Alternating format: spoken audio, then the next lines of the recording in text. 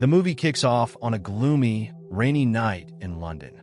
We meet a Turkish boy named Ikram, who's autistic, and he's heading into his uncle Azim's barbershop. He shuts the blinds, locks the door, and flips the sign to closed.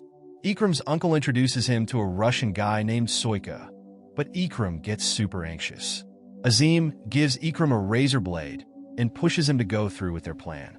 Soika figures out what's about to happen and tries to escape, but Azim holds him down. Ikram slashes Soika's throat, and Soika dies a slow, painful death.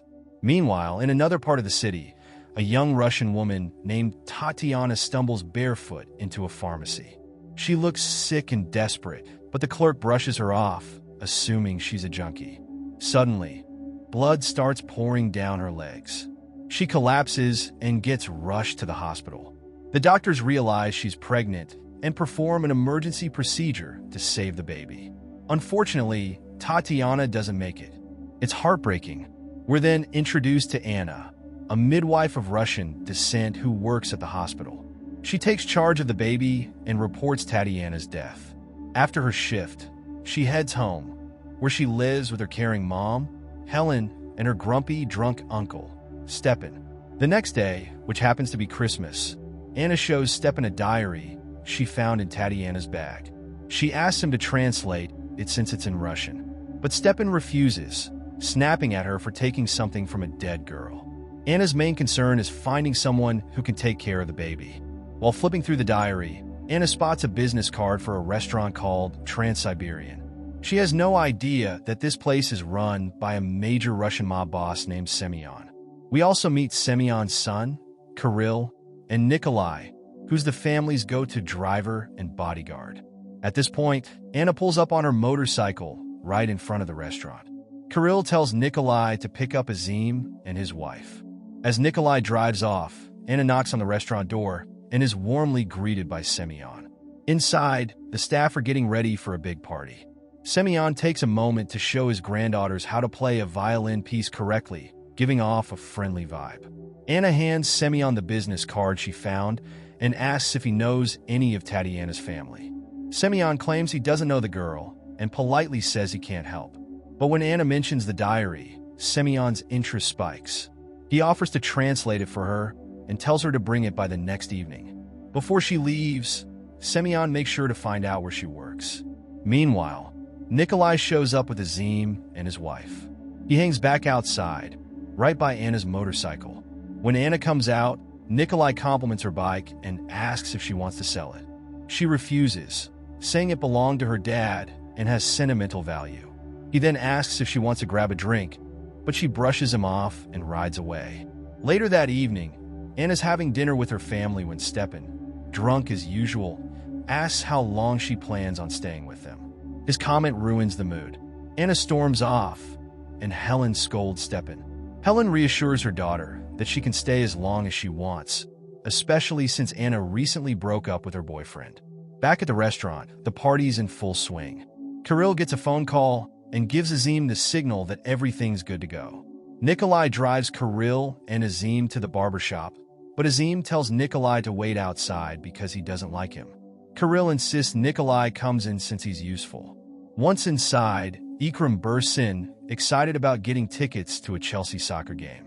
Azim sends him away and promises not to say anything about their visit. They head to the back, where Soika's body is being kept in a freezer. Kirill claims Soika was like a brother to him, though his face tells a different story. He hands Azim an envelope stuffed with cash, saying that money equals respect. Nikolai starts defrosting the body and warns them to leave since things are about to get messy. He puts out his cigarette on his tongue and then gets to work, cutting off Soika's fingers and removing his teeth. They drive to the river and dump the body, watching it sink beneath the water. Meanwhile, Stepan finally reads through Tatiana's diary and gets freaked out. He warns Anna that the diary mentions things like rape, prostitution, and needles. He tells her to be careful. Elsewhere, the cops find Soika's body. The lead inspector realizes that Soika was part of a brutal Russian crime gang called Voriy Zakon, where each prison tattoo tells a story. The inspector notes Soika was high-ranking and not someone who bowed to anyone. Back at the restaurant, Anna gives Semyon a photocopy of Tatiana's diary, keeping the original for the baby girl when she grows up.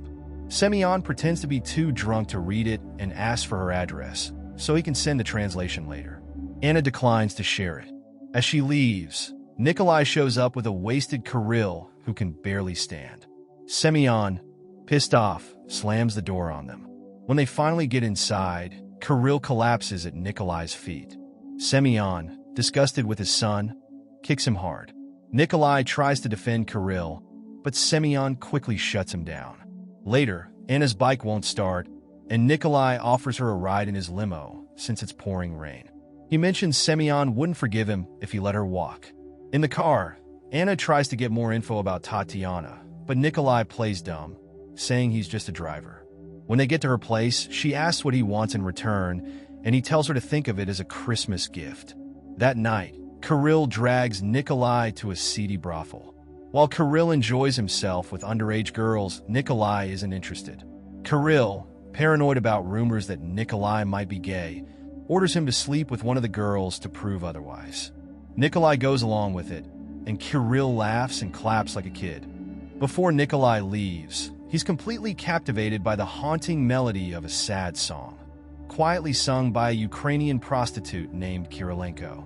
As if struck by a deep realization, he throws her a bundle of cash and advises her to keep living. Meanwhile, at the hospital, Anna tenderly cares for the baby girl she's named Christine. Her emotions bubble to the surface as the pain of her own recent miscarriage lingers. Out of nowhere, Semyon arrives. He tells her he's read the diary and that it mentions Kirill's name far too often, exposing some shady dealings. Semyon tries to convince Anna not to hand the diary over to the police. He insists that Kirill isn't a bad kid, just lost after losing his mother when he was still young. Stepan, Anna's uncle, who used to be in the KGB, knows exactly how dangerous the Vori v. Zakon crime syndicate is. He's worried sick about his niece's safety. When Stepan finishes his translation, the truth is revealed. Kirill pushed Tatiana down a flight of stairs and beat her when he failed to assault her. The real shocker is that Semyon raped Tatiana and is actually Christine's biological father. Anna shares her recent conversation with Semyon, and the group concludes that giving him the diary might be the best way to protect Tatiana's baby. Out back at the restaurant, Nikolai's busy fixing Anna's motorcycle when Kirill calls him over to help unload a shipment of vintage alcohol. Kirill excitedly tells Nikolai that he spoke with Semyon and convinced him to let Nikolai move up in the family business. Their moment is shattered when Semyon arrives, furious. He slaps Kirill, having just learned that Kirill ordered Soika's murder. Nikolai steps in and handles the situation, earning Semyon's respect. Semyon recognizes that Nikolai is sharp and dependable, more so than his own son. But danger looms. Soika's brothers are out for revenge. While Anna, her mother Helen, and Stepan are grabbing coffee at a cafe, Nikolai joins them. Stepan, ever vigilant, warns Nikolai that he knows how to handle thugs like Semyon. After some tense small talk, Nikolai asks for the diary. When he gets it, he walks off without giving Anna the address of Tatiana's family. Desperate, Anna confronts him outside, repeatedly asking for the address. Nikolai warns her that if she doesn't drop this, she'll wreck her life. Stepan's anger boils over, and he spits in Nikolai's face. Nikolai, unbothered, silently threatens Stepan by running his fingers across his throat. Nikolai returns to Semyon with the diary. Semyon is relieved, but uneasy. Stepan has already seen its contents, and Semyon wants him silenced. He orders Nikolai to take care of it, one way or another. Meanwhile, it's revealed that Soika was killed because he was spreading rumors about Kirill's sexuality. Semyon soaks the diary in vodka and sets it on fire. Later, Anna finishes her shift at the hospital and finds Nikolai waiting for her. He's fixed his motorcycle and hands her the address for Tatiana's family. He tells Anna the place isn't suitable for raising a child and suggests she look after Christine herself. The story then shifts to Ikram, who returns from a London football match. As he walks down the street with other fans, he stops in a cemetery to relieve himself. Suddenly, two men appear, Soika's brother among them. and slit his throat in broad daylight. Back at the restaurant, Semyon listens to an old Russian song, Oki Shernai, played on an accordion. He's informed that Azim has come to see him. Azim delivers the bad news. Ikram has been killed. In exchange for sparing Semyon, Soyka's brother wants Kirill handed over. Though furious, Semyon reluctantly agrees. That evening, Nikolai follows Stepan home. It's implied that he kills him. Later, Anna waits outside the restaurant.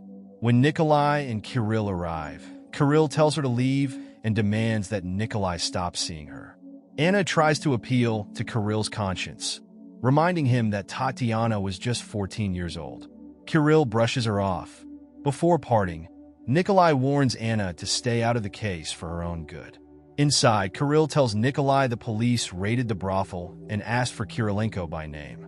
When they meet with Semyon, he dismisses Kirill to speak with Nikolai privately. Upset, Kirill storms off to get drunk. Nikolai reports that Stepan is dead, pleasing Semyon. Later, Nikolai joins Kirill for a drink. Kirill happily claims it was his idea for Nikolai to get his star tattoos. A meeting is held with members of the Vori Vizakwan. Nikolai, stripped to his underwear, stands before them. They inspect his tattoos and review his background, confirming his loyalty. He denounces his parents and receives star tattoos on his shoulders and knees, symbolizing his new rank. The next day, Azim meets Nikolai at a bathhouse to discuss business. It's a preferred meeting spot since tattoos are visible. Azim steps out, supposedly to use the restroom, but instead dresses and leaves. Two hitmen enter, mistaking Nikolai for Kirill. A brutal fight breaks out. Nikolai manages to kill one by stabbing him through the eye. Wounded, Nikolai ends up at the hospital. Anna finds him and demands to know where Stepan is. Nikolai reveals that instead of killing Stepan, he sent him to Edinburgh and got him a hotel room. A police inspector arrives, and Nikolai privately admits he's an undercover MI5 agent who infiltrated the Vori Vizakwan. The note in Soyka's clothing was a status update, and he orchestrated the raid to help Kirilenko. Scotland Yard and the KGB/FSB are uneasy about his star tattoos, but Nikolai assures them that Semyon can be arrested for assaulting Tatiana, proven by a blood test. Meanwhile, Kirill prepares for a party and watches through a security camera as police arrive to take a blood sample from Semyon. Both father and son are left confused and scared. When Anna's shift ends, she sees Kirill in an elevator with a gym bag. Panicked, she rushes to the baby ward but finds only flowers where Christine should be. She confronts Nikolai, demanding to know where Kirill took the baby. They track Kirill to the waterfront, where he's holding the baby, sobbing and asking for forgiveness. Just as he's about to drop Christine into the river, Nikolai and Anna intervene. Nikolai convinces Kirill that Semyon went too far. They've never killed babies. He tells Kirill it's time to choose between him and Semyon. Kirill tearfully hugs Nikolai and admits he didn't know Semyon set him up at the bathhouse. Nikolai hands Christine to Anna, assuring Kirill they can lead the family together without Semyon. Kirill brightens up and suggests they go celebrate New Year's Eve. Before they part, Anna demands to know why Nikolai helped them. He cryptically replies that he can't be king while the old king still sits on the throne. They share a brief kiss, and Nikolai leaves with Kirill. Sometime later, Anna has adopted Christine. She plays happily with the baby while Helen and Stepan prepare lunch. Semyon is presumably in prison. The final shot shows Nikolai sitting alone in the restaurant, deep in thought, torn about his new role as the head of the Mafia.